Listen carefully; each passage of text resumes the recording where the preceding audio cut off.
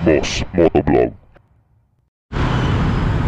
Magandang araw mga bossing, update ko po kayo sa pinakabagong kulay ngayon ng Raider R150. Ito ay kasama sa mga Sport Edition ng Raider R150 ngayong taon na ito. Kung napansin nyo parang hawigan siya sa nauna pang version ng Sport Edition, pero iba na po ito, more on white color combination na po ito with touch of gold.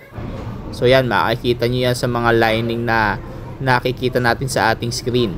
Sa mags naman, gold pa rin po ang kanyang pinaka mags, pero yung pinaka body color niya, angat na rin yung pagiging puti ng kulay na to. Kaya kung mahilig ka sa puti, tamang tama sa iyo to mga bossing. At ito pa rin yung Raider na nakilala natin mula noon hanggang ngayon, kaya tinawag siyang legend o the king of underbone, kasi ito yung sumibak noong mga panahon na yon sa mga underbone. Wala pong makatalo dito, at kaya nananatiling hari pa rin siya hanggang ngayon. Although may mga nakasibak na talaga literal dito sa Raider 150, hindi po kasi pini-phase out ito. Yung mga kasabayan kasi nito halos na phase out na po lahat, ano?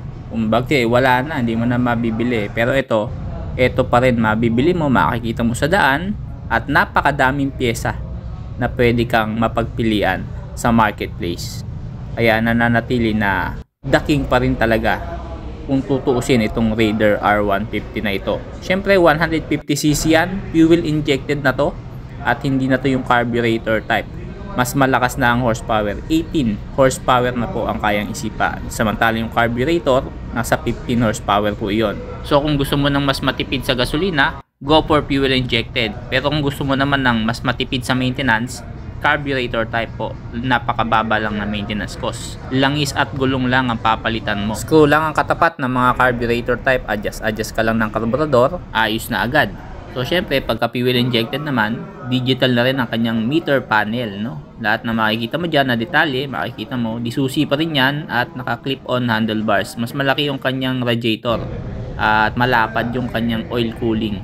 LED po ang kanyang mga ilaw, pero yung mga turn signals nito sa harapan at likod, bulb type po. Sa presyo naman, ayan po, 121,700.